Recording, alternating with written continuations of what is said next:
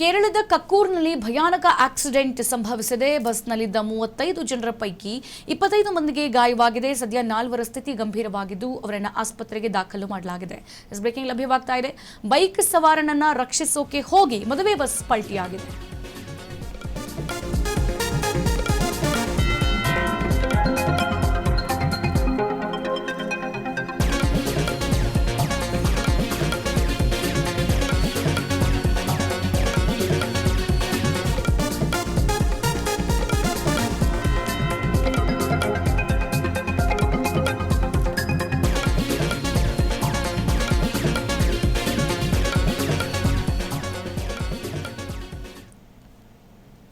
ಕೇರಳದ ಕಕ್ಕೂರ್ನಲ್ಲಿ ಭಯಾನಕ ಆಕ್ಸಿಡೆಂಟ್ ಸದ್ಯ ಸಂಭವಿಸಿರುವಂಥದ್ದು.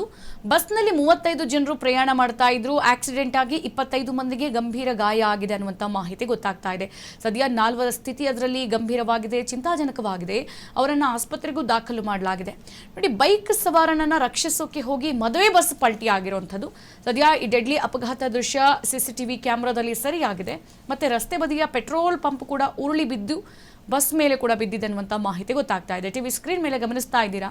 ವೇಗವಾಗಿ ಬರ್ತಿದ್ದಂತಹ ಮದುವೆ ಬಸ್ ಸೈಡಲ್ಲಿ ಸ್ಕೂಟಿ ಅಡ್ಡ ಬಂದಂಥ ಸಂದರ್ಭದಲ್ಲಿ ಅವನಿಂದ ಪಾರ್ ಮಾಡೋದಕ್ಕೆ ಹೋಗಿ ಸೈಡ್ಗೆ ಬಂದು ಆ ಪೆಟ್ರೋಲ್ ಬಂಕ್ನ ಅಲ್ಲಿದ್ದಂತಹ ಒಂದು ದೊಡ್ಡ ಲೈಟ್ಗೆ ಡಿಕ್ಕಿ ಹೊಡೆಯುತ್ತೆ. ಈ ಸಂದರ್ಭದಲ್ಲಿ ಪಲ್ಟಿಯಾಗಿ ಬಿದ್ದು ಅದರಲ್ಲಿ 35 ಜನ ಪ್ರಯಾಣ ಬೆಳೆಸ್ತಾ ಇರ್ತಾರೆ. ಅಂಥವರಲ್ಲಿ 25 ಜನರಿಗೆ ಗಾಯವಾಗಿದೆ ಅನ್ನುವಂಥ ಮಾಹಿತಿ ಗೊತ್ತಾಗ್ತಾ ಇದೆ. ಮತ್ತು ಸದ್ಯ 4 ಪರಿಸ್ಥಿತಿ ಕೂಡ ಚಿಂತಾಜನಕವಾಗಿದೆ ಅಂತ ಗೊತ್ತಾಗ್ತಾ ಇದೆ.